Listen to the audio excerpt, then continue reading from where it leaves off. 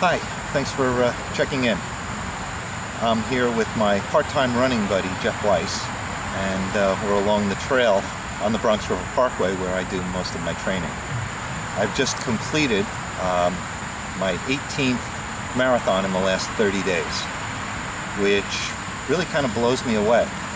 I had no idea that this was going to be something that was doable, and to my great surprise and pleasure, it has been. When I started this about 14 months ago, I was at best a couch potato. As a matter of fact, if all the couch potatoes in the world got together and elected a leader, it could have been me. I was that good at it. And when I decided I wanted to do something for Suzanne and decided what that would be and the form that it would take, I got off the couch and slowly started to build up. And for the last 10 months, have been going at it about 6 days a week, 3 hours a day of exercise. And it's all culminated within the last month of being able to do these 18 marathons.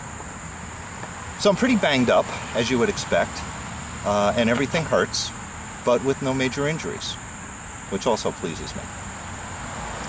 The hardest part of all of this running obviously occurs somewhere around 22, 23 miles. What I've found about myself is that for the first 17, 18, I'm pretty strong. And then as I get tired, my mechanics change. And as your mechanics change, that's when the pain starts. So 22, 23 is usually when everything starts to hurt. The good news, though, is that you're pretty close to done. And there's just a few miles until the finish at 26. And then you get to stretch and ice. Thank you, Chris. And take a nap. The 30 minutes when I'm all done, after everything's said and done for the day, is the best part of my day. The worst part is when I get out of bed in the morning and I have to put on my running shoes. That's the low point. It's usually about 3:30 in the morning because I like to try and run before the heat of the day. And I haven't had breakfast. I have to choke down a plate of spaghetti, a bowl of oatmeal, a quart of Gatorade, a couple of bananas, and a cup of coffee. And then face 26 miles.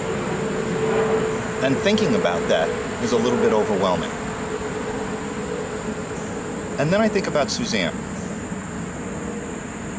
I think about a girl in her teens who had dreams. Suzanne wanted to be a professional athlete. She wanted to play for the New York Liberty in the WNBA. And her dream was to run out of the locker room and onto the court and play ball in front of her family and friends. I don't know that she ever would have, but it was a possibility. She was the team captain of a team that was 9-1. She played 3 sports, and when she finished with school, they retired her number for the first time ever in the history of that school. And then, within a few months, the dream was replaced with a nightmare. A nightmare of voices screaming in her head. A nightmare of hallucinations.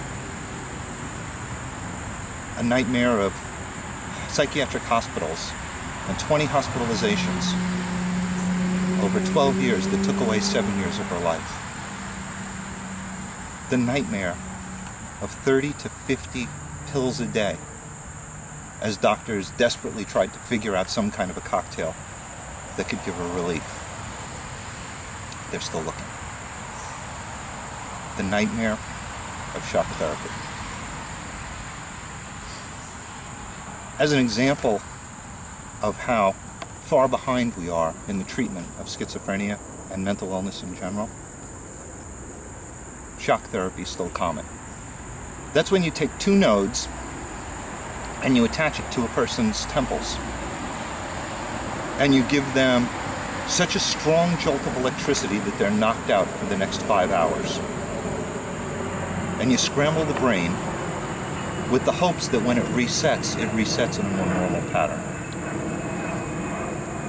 That's the medical equivalent to what happens when your remote control doesn't work and you smack it up against the wall and hope that it does work, only with people. Well, it didn't work with Suzanne, as it doesn't work with most, and she lost her short-term memory. Through all of this, Suzanne's voices were screaming at her that she should die, that she should commit suicide and just take her life and end it all. She had the desire at certain times. She had the plan. She was going to throw herself in front of a train. She had the train schedule in her room. And I thank God every day that she didn't. She could have turned into an angry, bitter person. Somebody who was so angry at the world that she just lashed out at everyone because of the horrible hand that she was dealt. But she didn't. She could have become an alcoholic or a substance abuser, a drug addict. Half of the people who are diagnosed with mental illness are also chronic substance abusers. Because if medical science can't provide you with relief and an answer, you self-medicate and find it on your own. And she didn't do that. Instead, with a strength and courage that can only be described as heroic, she rose above it. She redefined her life. And her dream now isn't to run out onto the court in Madison Square Garden. Her dream is something like to have the voices in her head be quiet enough that she can listen to music and actually hear it. And every morning, she gets up, she puts her shoes on, and she does the best that she can. Nothing more, nothing less. And I think about that as I'm sitting in the dark at 3:30 in the morning. And then I put my shoes on. And I go out and I do the best that I can. So thank you, Suzanne. You're an inspiration. If there were more people like you in the world, this would be a better place to live. So from here, I'm done with the hard part of my training. There's 4 weeks to go until I take off in Savannah, Georgia on September 19th. To say that I'm concerned and terrified is probably a gross understatement. But I'm going to go out and do the best that I can. I want to thank everybody who's contributed financially or emotionally by sharing your stories. It means a lot. So I hope that you stay tuned. I hope that you follow this little adventure. And I hope that you can continue to make contributions in whatever form they are. Because the one thing that I've learned over the course of the past several weeks is we can make a big difference. And I'm excited and looking forward to that. So thank you again, and we'll see you soon.